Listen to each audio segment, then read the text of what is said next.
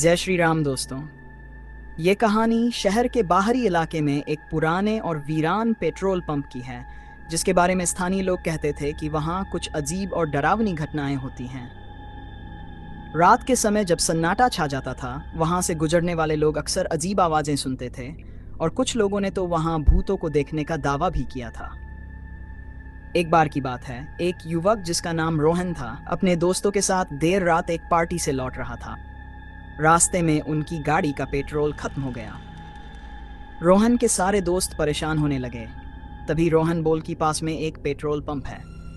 रोहन के दोस्तों ने पेट्रोल पंप का नाम सुनते ही जाने से मना कर दिया, क्योंकि वो पेट्रोल पंप शैतानी घटनाओं के लिए मशहूर था।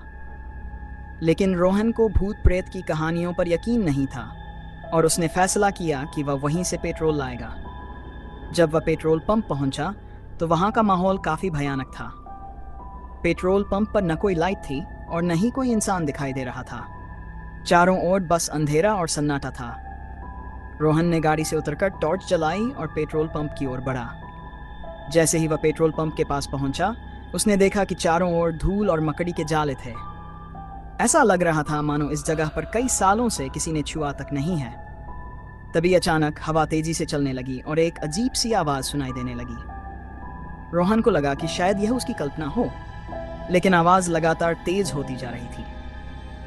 टॉर्च की रोशनी में उसे एक बुजुर्ग आदमी दिखाई दिया। बुजुर्ग आदमी से पूछने पर उसने बताया कि वह इस पेट्रोल पंप का कर्मचारी है।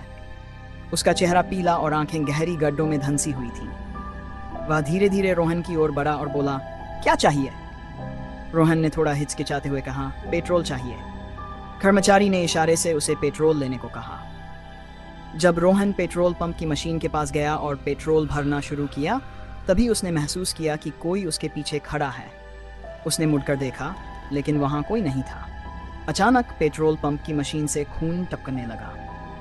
रोहन घबरा गया और तेजी से पेट्रोल भरकर पैसे देने की कोशिश की, लेकिन वह कर्मचारी गायब हो चुका था।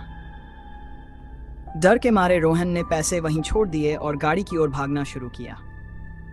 जैसे ही वह गाड़ी में बैठा, उसने देखा कि गाड़ी के शीशे पर खून से लिखी एक चेतावनी थी, यहां दोबारा मत आना। उसकी सांसें तेज हो गई और उसने गाड़ी स्टार्ट कर दी, लेकिन गाड़ी स्टार्ट नहीं हो रही थी। वह बार बार कोशिश करता रहा, पर गाड़ी स्टार्ट नहीं हुई। तभी उसे लगा कि कोई उसकी गाड़ी के ऊपर बैठा हुआ है। उसने हिम्मत जुटाकर ऊपर देखा और वहां एक भयानक आकृति बैठी हुई थी।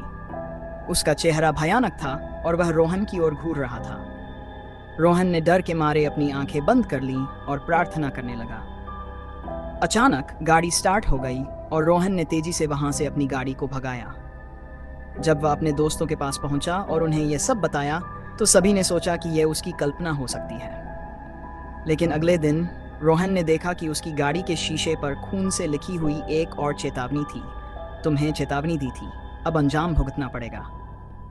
रोहन और उसके दोस्तों ने तुरंत वहां से दूर जाने का फैसला किया और फिर कभी उस शैतानी पेट्रोल पंप के पास जाने की हिम्मत नहीं की। उस दिन के बाद से रोहन को हमेशा ये बात याद रही कि कुछ जगहों पर सच में कुछ ऐसा होता है जिसे हम समझ नहीं सकते। अगले कुछ दिनों में रोहन के दोस्तों ने देखा कि रोहन अजीब हरकतें करने लगा था। वह रातों में चिल्ला उठता और कहता कि वह भूत उसे मारने आ रहा है। उसकी हालत बिगड़ती जा रही थी और एक दिन वह अचानक गायब हो गया। उसके दोस्तों ने उसे बहुत ढूंढा, लेकिन उसका कोई सुराग नहीं मिला। कहा जाता है कि रोहन की आत्मा अब उस शैतानी पेट्रोल पंप के आसपास भटकती है, हर उस व्यक्ति को चेतावनी देने के लिए जो वहां जाने की हिम्मत करता है। उस पेट्रोल पंप की शैतानी कहानियां अब भी वहां के स्थानीय लोगों में डर और रोमांच पैदा करती हैं। तो दोस्तों, यह थी आज की कहानी।